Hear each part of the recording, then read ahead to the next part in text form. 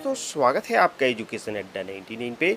दोस्तों आप सभी को पता ही है कि बीएड और डीएलएड की काउंसलिंग प्रक्रिया चल रही है, जिसमें दोस्तों यहाँ पर बीएड और डीएलएड के पहले चरण का पहला मेरिट लिस्ट भी दावापत्ती के लिए जारी किया जा चुका है, जिसके संबंध में हमने आप सभी को वीडियो बनाकर बता ही दी है। अब दोस्तों यहाँ पर काफ़ी लोगों का कमेंट आ रहा है कि कॉलेज को एक्सेप्ट या रिजेक्ट कैसे करें, जो कॉलेज हमें मिल गया है उसे।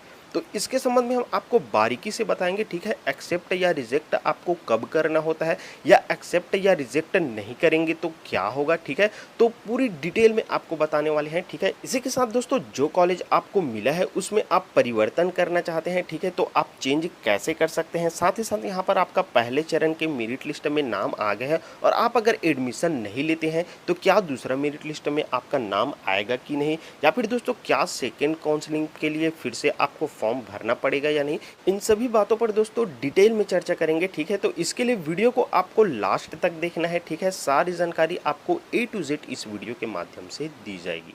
तो पूरी प्रक्रिया को समझने के लिए दोस्तों हमें जो बीएड और डीएलएड का ऑफिशियल नोटिफिकेशन जारी किया गया है इसके माध्यम से हमें समझना होगा, ठीक है। तो इसके लिए दोस्तों यहाँ पास आप स्क्रॉल करते हुए नीचे की ओर आते हैं तो यहाँ पास आपको देखने के लिए मिल जाता है जैसे अगले चरण की प्रक्रिया के लिए के संबंध में, ठीक है। तो इसके लिए दोस्तों टोटल यहाँ पास आप देखेंगे 8 पॉइंट बताए गए हैं, ठीक है। इन 8 पॉइंट को आप समझ जाते हैं तो आपको किसी भी प्रकार से कोई भी परेशानी नहीं होगी, ठीक है। तो डिटेल में समझाते हैं, आइए आपको पूरी प्रक्रिया किस प्रकार से होगी, कैसे होगी, ठीक है। तो सबसे फर्स्ट में दोस्तों यहाँ पास आप देख पाएंगे प्रत्येक चरण में केवल एक बार विकल्प फॉर्म जमा किए जाएंगे। मतलब कि दोस्तों यहाँ पर प्रथम चरण में आपने एक बार फॉर्म भर लिए और दूसरे चरण में भी दोस्तों आपको एक बार विकल्प फॉर्म भरने के लिए, मतलब कि काउंसलिंग फॉर्म भरने के लिए मौका दिया जाएगा, ठीक है। तो कई लोगों का कमेंट आ रहा था कि हमने फॉर्म नहीं भरे हैं तो क्या सेकंड काउंसलिंग में भर पाएंगे कि नहीं। तो आप लोगों की कंफ्यूजन दूर कर दूँ, आप सेकेंड काउंसलिंग में भी फॉर्म भर सकते हैं, ठीक है।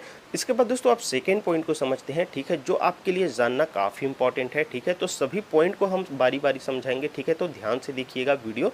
देखिए सेकेंड पॉइंट में बोला गया है कि यदि अभ्यर्थी आवंटित महाविद्यालय में प्रवेश नहीं लेना चाहते तो एक बार अपने लॉगिन में जाकर स्वयं अपना चयन निरस्त कर सकता है। मतलब कि दोस्तों आपको जो कॉलेज मिला है उस कॉलेज में आप एडमिशन नहीं लेना चाहते, या फिर दोस्तों आपको कॉलेज बहुत दूर का मिल गया है, या फिर दोस्तों आपको अपने मनपसंद का कॉलेज नहीं मिला है, ठीक है, तो आप उस कॉलेज को निरस्त रिजेक्ट कर सकते हैं, ठीक है। अब देखिए आगे समझिए, ऐसे अभ्यर्थी के आवेदन को अगले सूची के अभ्यर्थी द्वारा दिए गए अन्य विकल्प के साथ आवंटन के लिए विचार किया जाएगा। मतलब कि दोस्तों आप देखिए यहाँ पास भी समझिएगा, जैसे आपने जो कॉलेज मिला है उसको आप रिजेक्ट कर देते हैं, ठीक है।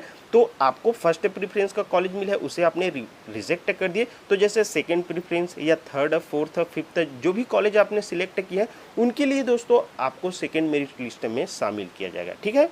अब इसके बाद और महत्वपूर्ण समझिए, देखिए अब क्या बोला गया है, यह सुविधा केवल एक बार प्राप्त होगा तथा इसमें अभ्यर्थी को कोई शुल्क देना नहीं होगा। मतलब कि दोस्तों ये जो आप कॉलेज को रिजेक्ट करेंगे ये सुविधा केवल आपको एक बार ही प्राप्त होगी, ठीक है। दूसरा बार आपको जो कॉलेज मिलेगा उसमें आपको निरस्त करने का, रिजेक्ट करने का ऑप्शन नहीं दिया जाएगा, ठीक है। तो इस चीज़ का ध्यान रखेंगे, आप बिल्कुल ही निःशुल्क आप ही इसमें रिजेक्ट कर सकते हैं अपने कॉलेज को, फिर आपके जो और कॉलेज आप सिलेक्ट किए रहेंगे उसके लिए दोस्तों आपको शामिल किया जाएगा उसमें, ठीक है।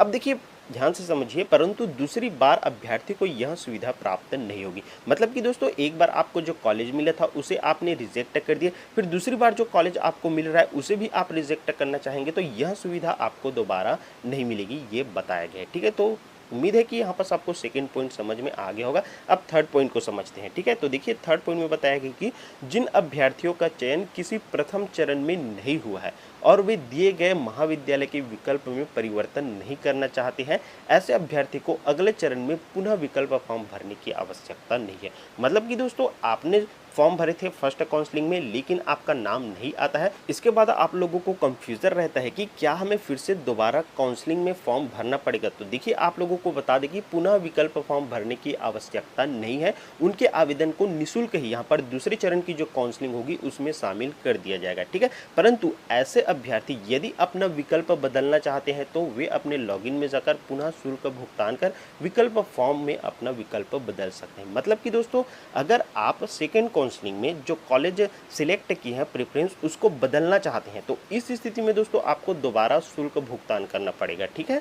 तभी आप अपने कॉलेज जो प्रेफरेंस की है उसमें बदलाव कर सकेंगे। उम्मीद है थर्ड पॉइंट भी आपको समझ में आ गया होगा कि ठीक है कि फर्स्ट काउंसलिंग में आपने फॉर्म भर ली है तो सेकंड काउंसलिंग में आपको दोबारा भरने की आवश्यकता नहीं है, लेकिन अगर आप उसमें बदलाव करना चाहते हैं कॉलेज प्रेफरेंस में तभी आपको दोबारा शुल्क भुगतान करना पड़ेगा, ठीक है।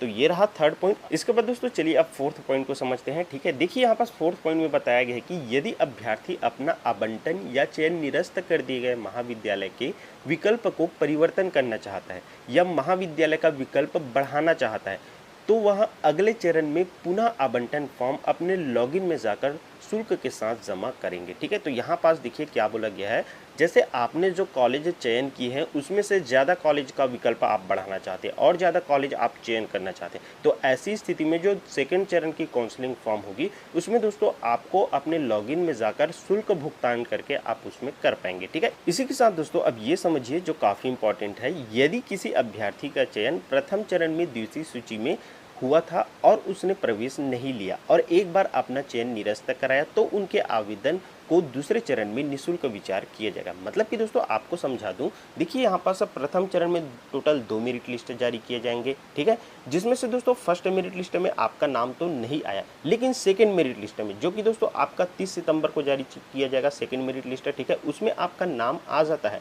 और आप उस कॉलेज में एडमिशन नहीं लेना चाहते और आप उस कॉलेज को यहाँ पर से निरस्त कर देते हैं, रिजेक्ट कर देते हैं, ठीक है, तो उसके आवेदन को दूसरे चरण में निःशुल्क विचार किया जाएगा। मतलब कि दोस्तों जो सेकंड चरण की काउंसलिंग होगी उसमें आपको स्वतः ही शामिल कर लिया जाएगा, ठीक है। इसमें आपको दोबारा फॉर्म भरने की आवश्यकता नहीं पड़ेगी, ठीक है।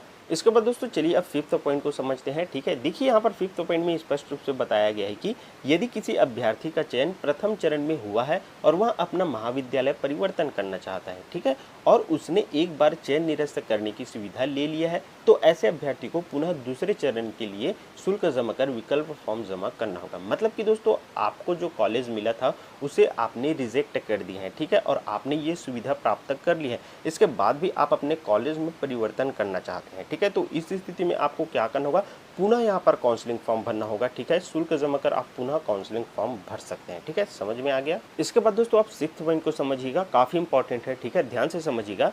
जो अभ्यर्थी प्रक्रिया में नॉट रिपोर्टेड या किसी अन्य कारण से बाहर हो गए हैं वे अगले चरण में दोबारा शुल्क भुगतान कर पंजीयन कराना होगा। मतलब कि दोस्तों यहाँ पर नॉट रिपोर्टेड का मतलब समझिए, देखिए यहाँ पर कॉलेज को एक्सेप्ट या रिजेक्ट करने का 2 ऑप्शन दिया रहता है, ठीक है, आप एडमिशन लेना चाहते हैं तो एक्सेप्ट करना होता है और एडमिशन नहीं लेना चाहते हैं तो आपको रिजेक्ट करना होता है। लेकिन दोस्तों कई विद्यार्थी ऐसे रहते हैं जो न तो एक्सेप्ट करते हैं और न ही रिजेक्ट करते हैं, ठीक है, मतलब कि वो नॉट रिपोर्टेड रहते हैं। इस स्थिति में दोस्तों वहाँ काउंसलिंग प्रक्रिया से बाहर हो गए रहते हैं या किसी अन्य कारण से बाहर हो गए रहते हैं तो दोस्तों उसको क्या करना होता है, दोबारा शुल्क भुगतान करके पंजीयन कराना होता है। मतलब कि दोस्तों आपको डायरेक्ट नया रजिस्ट्रेशन करना होता है, ठीक है। उम्मीद है कि दोस्तों आपको 6 पॉइंट भी अच्छे से समझ में आ गया होगा, ठीक है। अगर दोस्तों समझ में ना आ रहा हो तो वीडियो को एक बार और अच्छे से देखिएगा, आपको समझ में आ जाएगा, ठीक है। इसके बाद दोस्तों 7 पॉइंट में बोला गया है कि आवंटित महाविद्यालय में प्रवेश लेने के बाद अभ्यर्थी पुनः पंजीयन या विकल्प फॉर्म जमा नहीं कर सकेगा। मतलब कि दोस्तों आपका एडमिशन हो जाता है उसके बाद आप दोबारा फॉर्म भरना चाहते हैं तो आप ऐसी स्थिति में फॉर्म नहीं भर सकेंगे, ठीक है। इसके बाद दोस्तों 7 पॉइंट में बताया गया 8 पॉइंट में यदि 2 चरण में आवंटन प्रक्रिया के बाद भी सीटें रिक्त रह जाती है तो तीसरे चरण की आवंटन प्रक्रिया किया जाएगा। तीसरे चरण के लिए कार्यक्रम का नियम शर्त पृथक से एसीईआरटी रायपुर की वेबसाइट पर इसकी जानकारी दी जाएगी, ठीक है, और यहाँ पर तृतीय चरण की पूर्व चरणों के समान ही इसकी भी प्रक्रिया होगी। तो दोस्तों यहाँ पर 2 चरण की काउंसलिंग प्रक्रिया समाप्त हो जाती है, फिर भी यहाँ पर रिक्त सीट बचता है तो तीसरे चरण की भी काउंसलिंग प्रक्रिया होती है, ठीक है। तो उसके लिए दोस्तों अलग से एक शेड्यूल जारी किया जाता है, तो उसकी भी जानकारी दोस्तों हम वीडियो बनाकर आप सभी को बता देंगे, बिल्कुल निश्चित रहेगा। बस अपने चैनल सब्सक्राइब नहीं करेंगे तो सब्सक्राइब करके भी रख लीजिएगा आगे की सारी अपडेट पाने के लिए। और साथ ही साथ आपको बता दूं दोस्तों यहाँ पर कल की डेट में यहाँ पर इसका जो फाइनल मेरिट लिस्ट है वो जारी किया जाएगा, ठीक है, तो इसके ऊपर भी एक वीडियो आ जाएगा और उसमें आपको जो अलॉटमेंट लेटर है उसे डाउनलोड कैसे करना होता है उसकी भी जानकारी हम दे देंगे, ठीक है। तो फिलहाल दोस्तों इस वीडियो में बस इतना ही, चलिए फिर से मिलेंगे आपके साथ एक नई वीडियो लेकर, तब तक के लिए दोस्तों धन्यवाद, जय हिंद।